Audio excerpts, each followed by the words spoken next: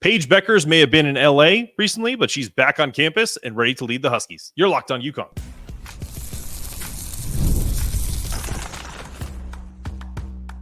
You are Locked On UConn, your daily podcast on the UConn Huskies, part of the Locked On Podcast Network, your team every day. Thanks for making Locked On UConn your first listen every day. We are free and available wherever you get your podcasts and on YouTube, part of the Locked On Podcast Network, your team every day. Before we dive into today's show, I just wanted to take a quick moment to ask for a small favor. If you're enjoying the content, please take a second to subscribe and follow to the audio versions as well. So subscribe on YouTube, look at the audio versions, Apple, Spotify, wherever you get your podcasts, follow those. It really helps the show grow, and I truly appreciate all of your support. Every follow, subscription, and download helps create more revenue for UConn NIL. Yes, Locked On UConn is donating 10% of all revenue to Bleeding Blue for Good. So by supporting this show, you directly support the UConn athletic program through their NIL efforts. So thank you for being a part of this Locked On community. Today's episode is brought to you by FanDuel. Place your first $5 bet and you'll get started with $200 in bonus bets guarantee. Visit FanDuel.com to get started. Okay, we have a theme lately. We had Joe Ruda on, but now we're going to bring in the beat writer from the Hartford Courant, Emily Adams. Let's have her come on the show now. And where's Emily? There she is. Emily, thanks for joining us. I want to ask you right off the bat. The Paige Bueckers is back on campus. She's ready to lead this team. What have you seen from her just from the start of this? I know this practice just started, but is there any difference about her? I feel like she's ready to really take the reins and lead these Huskies to their 12th national title. Yeah, I think the biggest thing she's been talking about this summer is just sort of embracing her role as, the star of this team and the centerpiece and kind of the one that they're going to lean on this year. Geno talked a lot last year when they were dealing with all the injuries and everything about how he wanted her to be more aggressive and wanted her to kind of be the kind of star that can take over games and just control things. And we saw that a little bit, I think, during the tournament. That was probably the closest she got to that all of last year. But I think that's been a really heavy emphasis for her this summer, is just kind of getting into that headspace to be able to sort of run the show. And she looks bigger too. I mean, it looks like she's put on a lot of muscle. I know she's been all over the country, but she's been training all over the country while she's been doing that. So yeah, Paige isn't somebody where you worry about her work ethic or her putting in the hours during the off season. So I think she's going to come in as ready as she has in a while, especially being healthy for the first time in her college career this off season.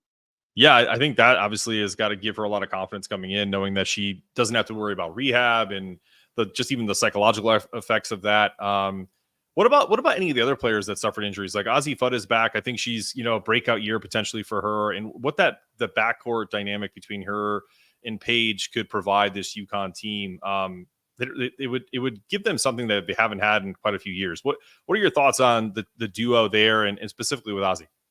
Yeah, if we can get a complete season of Azzi, I think this UConn team can do pretty special things. I mean, if she hasn't been through a full season in college, obviously, but when she's played, she's looked like what was promised when she was the number 1 overall prospect. She has maybe the silkiest shot in college basketball when she's healthy. Her and Paige obviously have played together for a really, really long time. They're very, very close. So like that, having that chemistry, I think helps a lot, especially because they're going to have some new pieces this year compared to last year. And yeah, I think with her and with all that group that were injured, they're all at kind of different points in the process of getting back into things. I know like Azzi is still limited, and Aubrey Griffin will be limited for a while since her ACL tear was a little bit later in the year. But, we've seen Ayanna Patterson back at practice. Geno Auriemma has been back at practice for a while, fully recovered for the most part from that Achilles, I think. And then Caroline Ducharme, I think, is sort of the question mark because hers is a head injury. So that one's a little bit more volatile, but she's been practicing and is planning to play this year as far as we know. So I think it's been really good for them just kind of as a group to have everybody back together and able to work out again and kind of get a feel for what the team might actually look like. Yeah, for sure. And as we get to know each other, you'll know me as the notoriously saying people's names wrong. You should see YouTube mentions for me when I was saying Yusef Singari's name wrong on the men's side. So I said that wrong probably for 2 months. So AZ, I apologize right off the bat. I will make sure in my head I see it and I think of saying something different. So I apologize. I'll get that out of the way right away. But so what about the sense of the team in general before we get into the next segment with the freshman impact? Because obviously there's a huge, tons of McDonald's All-Americans, number one recruit in the country coming in. Is there a sense of like unfinished business with last year's team? I know they battled through injuries and it was almost a remarkable run to the Final Four last year. But is there kind of that sense that there was a lot of meat left on the bones? Yeah, I think I feel like it feels like there's meat left on the bones, specifically with Paige's career right now. It's you have a talent of that caliber. Other coaches have said it, Geno has said it, like she's one of the most talented players to ever come through UConn. And that's a very high bar to clear. Right. So it's, I think Geno said this last year, he doesn't want her and she doesn't want to be the best player to come through UConn without winning a national title. And right now she would hold that title if she graduated tomorrow. Yep. And so I think for, and her and AZ, committed a year apart, both number one prospects, such close friends. Like I feel like there was all this energy in their early days of, this is going to be the UConn dynasty sort of resurrected. And it just hasn't come together. And so I almost don't know if it's meat left on the bone so much as just trying to get all of the pieces to fall correctly in the same Right. year, because it's always been, Paige and Azzi, I think, have played less than 20 games together in 3 years, which is wild. So yeah, I think like some of it is luck and some of it is, just sort of hoping that this is the year when they can field a roster for the full year, because I feel like last year they got all the meat they could off the bone. That's fair. They were Totally kind of fair. out of gas at the end of that. But that was sort of with the circumstances they were dealt. And I think this year the hope is that the circumstances look a little bit better for a little bit longer. For sure. And we will talk about some of these, they were both number one recruits. We got the number one recruit coming in. And we're going to talk about the freshman impact coming up after I pay some bills so I can keep my job, coming up after this. Hey, NFL fans, you can start the season with a big return on FanDuel, America's number one sportsbook. So when you get the hunch in the middle of a game that your team is going to do something X, Y, and Z, you can get the latest stats, view live play-by-play, and so much more on the same page where you place your bets. It's actually a pretty cool situation. You'll get to start with $200 in bonus bets guaranteed when you place your first $5 bet. We talked about this on the show this morning. UConn's a 16.5-point favorite against Temple. Go get your bets in now. I feel like that's going to go up, only going to go up even more with all the buzz around the UConn football program. So get that in on America's number one sportsbook. Visit FanDuel.com to get started.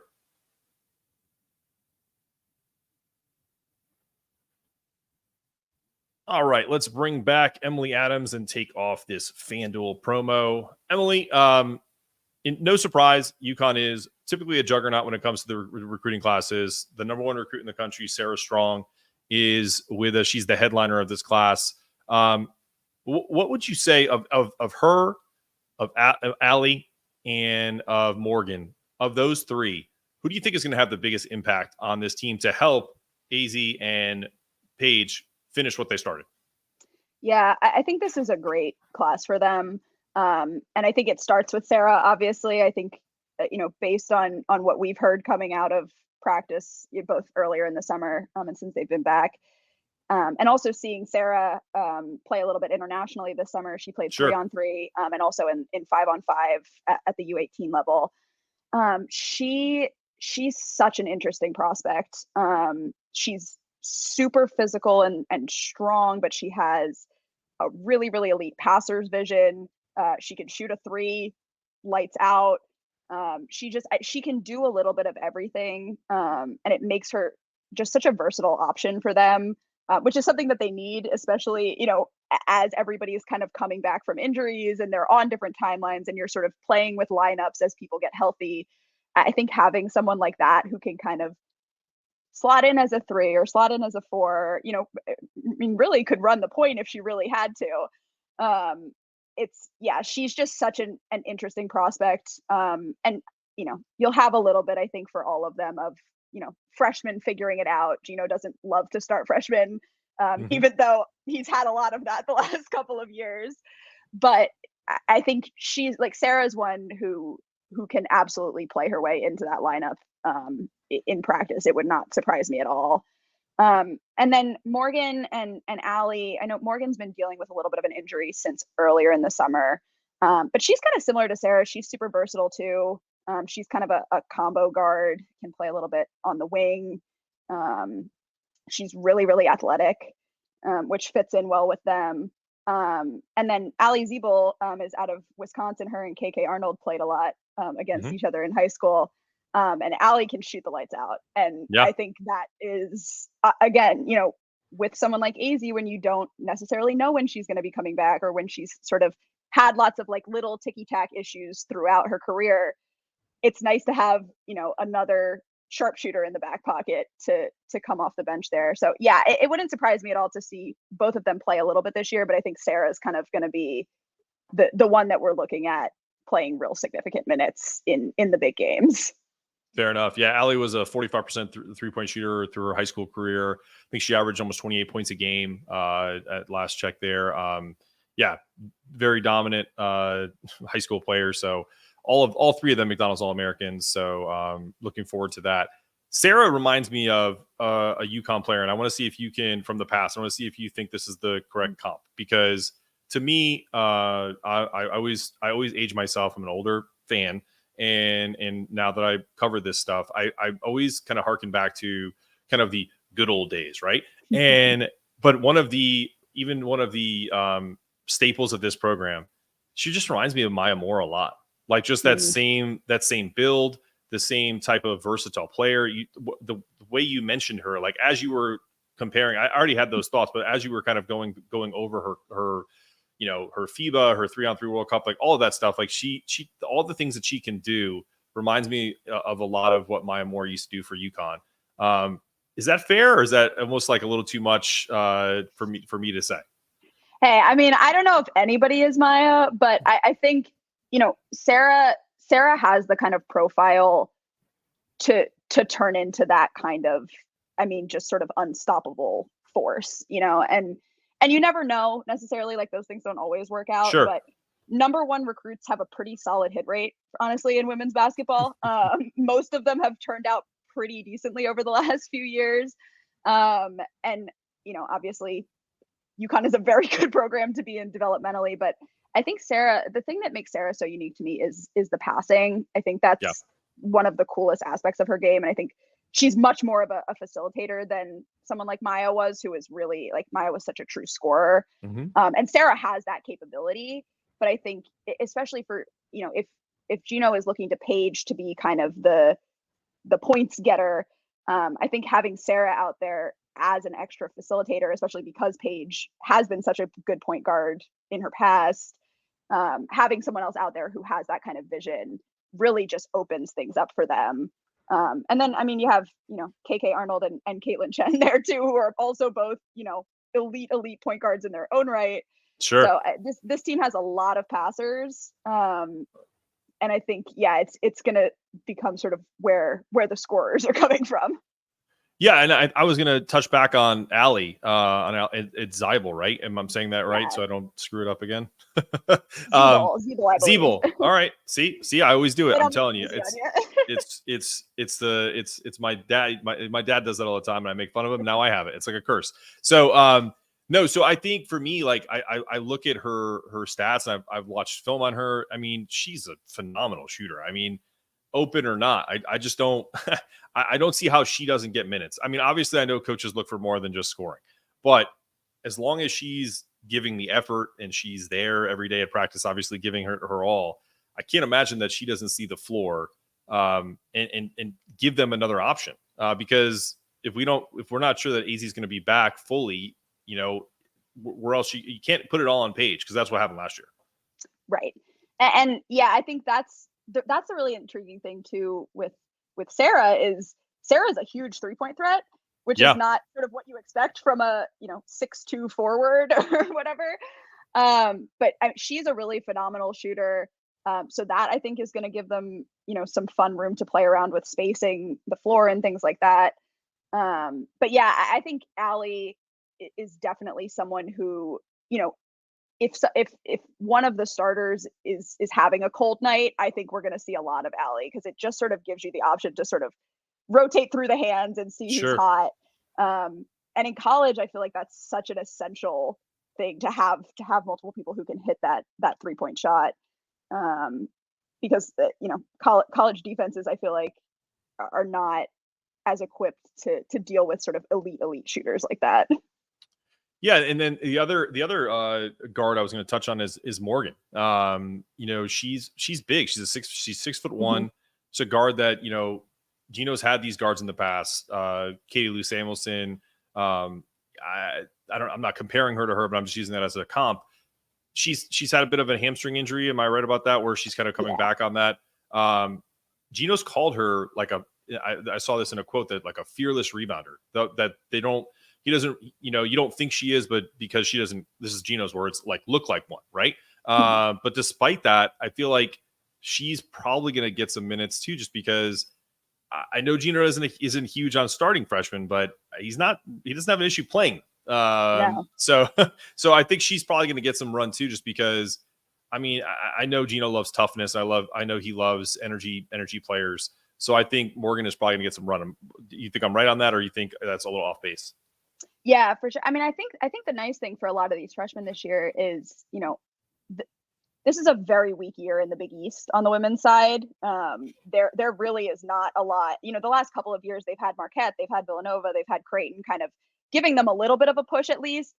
Okay. And this year it really is pretty bleak outside of UConn in the Big East. So, I think they're going to have a lot of blowouts in conference play. Like, there's going to be a lot of games where the starters can rest. And again, that's also not something that Geno loves to do, as we saw a lot last year. But, I think if those freshmen are showing flashes, if they look capable of competing, he'll get them out there in those games, especially with the injuries that they've dealt with over the last couple of years. I think it would be silly not to use that depth, especially if they're ready to contribute. And yeah, this is such a highly ranked class. These are all players coming in who look pretty college ready. Obviously, again, there's always a learning curve, but I think, especially in some of those smaller Big East games, there's going to be a lot of opportunities for them to get some really quality experience before, we hit tournament time, and before, next year comes and they have to, really step up without Paige and Aubrey. For sure. All right. Well, listen, we're gonna take one more break and come back, and we're gonna get starting lineup predictions from Emily, and also talk a little bit about Geno signing a contract extension. I want to get her thoughts on if this is potentially Geno's last contract extension. I know we're early on that, but hey, first episode of the season, we're talking through it. Coming up after this. What's up, Husky fans? Talking about Game Time. I am a big fan of Game Time. I love using it. I've had friends of mine do it when they came down to North Carolina to watch the Duke North Carolina game. It's the fastest and easy way to get tickets to your favorite sporting events. They play again, like we talked about with the FanDuel ad. They're at home against Temple. It's probably going to be a wonderful day. It's 3:30 on a Saturday. Get yourself to the rent, grab tickets. It's never been easier. Game Time filters out all the fluff. You can see where you're going to sit there, get the best deals on the seats you want, so you can focus on just getting hyped for the game and seeing if UConn go to 4-2. I personally love it. If you find a better deal, they'll actually refund you or credit you 110% of the difference. It's a no-brainer. So what are you waiting for? Don't miss that UConn versus Temple this weekend. Head to Game Time, download the app, create an account, use the code LOCKEDONCollege for $20 off your first purchase. That's Game Time. Last-minute tickets, lowest price guaranteed. Okay, let's bring back Emily Adams and tell Game Time goodbye. Emily, what do you think? We've been talking about Paige and AZ. We've been talking about the freshmen. So natural question here is, if we had a game tomorrow, who's starting? number one is who's available. I think is the biggest question with the week 1 starters. Azzi right now, it's kind of back and forth. She's like, I think a step before she's cleared for contact, so hopefully that should be happening soon, but she's not all the way there, and they're not totally sure how long she'll be practicing full contact before they actually start playing. So if she's available game 1, I would guess she'll start. And then, outside of her, the 3 that I think are pretty solid locks are going to be Caitlin Chen, who's a transfer in from Princeton at point guard. I think we'll probably see Paige at the 2, but who knows? At this point, she can he could put her 1 through 5 based on how last year went. And then I expect we'll see Janelle Alfie in the starting lineup as well at center. She's really the only true center that they have without, and even Aaliyah Edwards was not a true center last year. So, that's a 6'5", post player who has a 3-point shot. Obviously, coming off of the Achilles leaves some questions with her, especially she's been on campus for 2 years and hasn't played yet. So her situation is really interesting, but I feel like, having been around for so long, even though she hasn't been in game scenarios, she's sort of a veteran in that way, in that she knows kind of what to expect and what it's going to look like. So I'm expecting her to start. And then I think that 4th spot is going to be one of Sarah Strong or Ice Brady. And I think that's going to be a practice competition that happens. Honestly, I think it's, whether Sarah looks more ready out of the gate than Ice does. Ice had a really, really good end to last year, had a really good showing at the Big East tournament when Aaliyah Edwards broke her nose, but just kind of has had inconsistencies. So I think that's going to be the big thing for her is whether she's taken a step in that regard, or whether Sarah can come in and kind of assert herself early on. Yeah, it's a great point. I have to say, isn't Ice Brady the best name ever? Like, it's so good. There's just when I first heard her name, I was just like, is that real? Yeah, basketball player named Ice is pretty solid. pretty amazing. All right, well, I did want to touch on Geno. Geno is amazing, and I've called him the greatest women's basketball coach of all time. I think some people in Tennessee might disagree, but that's okay. They have a right to their opinion. He's an 11-time national champion. They last won a title in 2016. This is an interesting question, and since we've never done a podcast together, I'll have to ask you it. Do you think sometimes how remarkable his success has been, the expectations could be unrealistic? Oh, absolutely. I mean, I think last year, even looking, I think part of the reason the expectations are unrealistic is because they've met them so many times. Yeah, it's true. You look at last year's team. I mean, that team had no business being in the Final Four with 6 players playing. We left for Portland and we had no thoughts. I mean, I did not think we were going to Cleveland. I was not packed to go to Cleveland. And they found a way. And it was really one of the most impressive things I've watched a team do, just knowing how just sort of run down they looked at the end of the Big East tournament. And so I think, they have that standard now, and everyone sort of expects that from them because they do it every time. Yep. They meet those expectations time and time again. And I think that's the most impressive thing about Geno's tenure to me is that, they're not winning national championships anymore every single year like they were in the early aughts, but they're still, and I think Geno said this last year, they're still there when it's being played for every year. They're still in that elite echelon every single year over year. They're still recruiting at the highest level, even though, again, they have a coach who's been around since the 80s and has managed to adapt to the new era, I think, better than, almost any old school football coach has, better than most basketball coaches have. I mean, it's just really, really impressive the way that he's been able to extend the longevity, not just over, a length of time, but over so many different eras of college sports and just over women's basketball looking so fundamentally different, over the decades that he's been here. That's a great point because it's not a question I had prepared, but you bring up a great point about him basically outlasting some of these old school, old guards, whether it's in college football, college basketball. the Coach K's, the Roy Williams, in football, the Nick Sabans.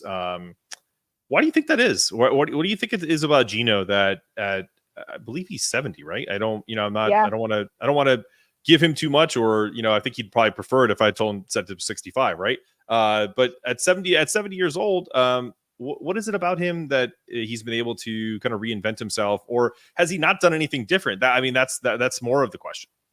Yeah, I think it's honestly a little bit of both. I mean, I think UConn has the benefit of not really having to sell itself. UConn is, especially, in the post Pat Summitt era, UConn is kind of the premier historical program in women's basketball.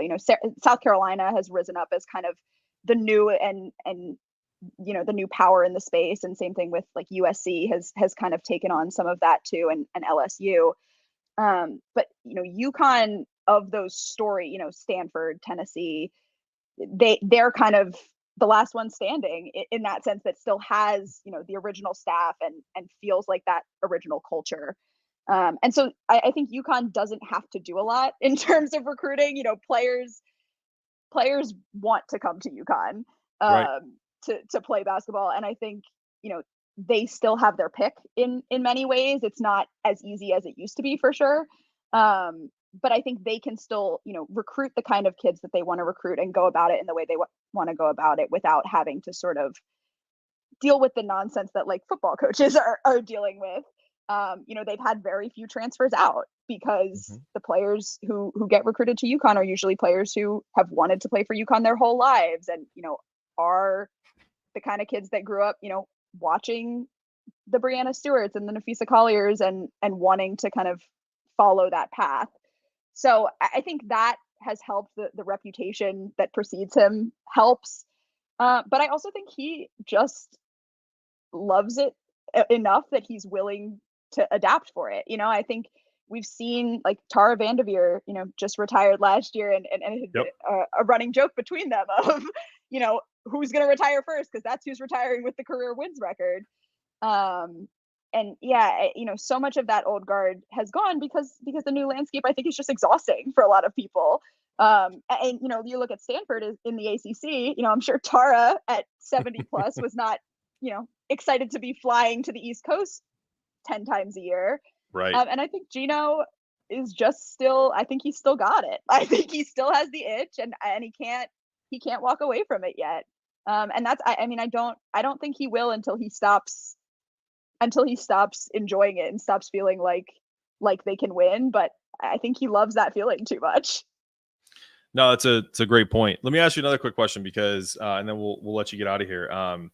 If UConn delves back into conference realignment, which is likely going to happen, yeah. And I had a conversation today, not necessarily about that, but if the UConn football program continues to be as good as it's been, and a miracle happens and they go 10-2, and the Big 12 comes calling again, do you think that impacts Geno's wanting to stay for the full 5 years of his contract extension? Because the Big 12 would provide some challenges with travel. It also would provide a lot more exposure that the Big East, as you mentioned, is pretty weak on the women's side. Could help him to attract more players and potentially win more national championships. Do you think he'd kind of do a cost analysis or whatever from a pros and cons perspective to potentially stay on for the full time, or is that something that could drive him out? Yeah, I have to imagine it's something they would weigh, but I also think he's been pretty vocal about frustrations with sort of the way that the transfer portal especially has sort of impacted the Big East on the women's side. They lost Anissa Morrow out to LSU last year, and that was sort of the biggest star the conference had. Lucy Olson was Villanova's big star last year. She's now at Iowa. Marquette's head coach left for Virginia Tech, so most of their roster is now elsewhere in the Power Five. So I think, from a scheduling perspective, it really, really hurts UConn to play in the Big East right now, because their conference wins don't mean very much. You get the win over Creighton, and the win over Marquette is occasionally a ranked win. This year, I don't think it's going to be. I don't think either of those teams have the rosters to be actual top 25 contenders.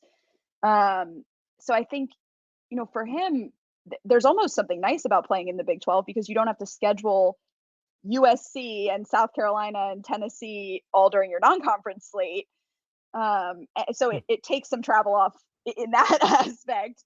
And it also, I think just makes that easier, gives them some more layup wins earlier in the year. You don't have to sort of stack that non-conference so hard to move up that net ranking and to kind of still be in the field for a 1 seed with, when you have the SEC and the Big Ten who have 25 teams in their conference that are all, powerhouses. So I think it would be really interesting, I think, to see how he sort of feels if that move really does come to pass. Because I think in theory is one thing, and actually having to fly to Arizona 3 times a year is another. Of course. Yep. There's a lot. People forget that like they've added Arizona and Utah and like all these different, it would be a lot of Texas and a lot of out west. So it would be very interesting for both the men and women. But listen, Emily, thank you so much for coming on. I really appreciate you. I hope you're a regular guest as the season, transpires, and you have an open invitation as anybody that covers the team on a regular basis to Locked On UConn. If you ever have anything that you want to tell us about that you're writing, something specific outside of the UConn stuff, feel free to reach out. We'll help you promote it. Why don't you tell people where they can find you? I know it's the Hartford Courant, but if you want to kind of tell people where they can find your stuff. Yeah, I'm most of my work is on Twitter at EAAdams6. I also tweet a lot about the Eagles, so apologies to Patriots fans for that. And apologies to Eagles fans right now, honestly. And yeah, I everything else is at current.com, and also in print. If you're that kind of person, I still love a newspaper hard copy. So those are out there too. Listen, I really appreciate you. This has been another episode of Locked On UConn. Remember, guys, if you are a part of this Locked On community, remember, support the show. It means supporting UConn athletics. I literally just sent my donation this afternoon. It happens every month. So keep subscribing, keep doing it. It helps us out. For Emily Adams, I'm your host, Mark Zanetto, asking you to stay locked in, stay locked on. Make sure your toughness meter is always rising. And as always, go Huskies. Second.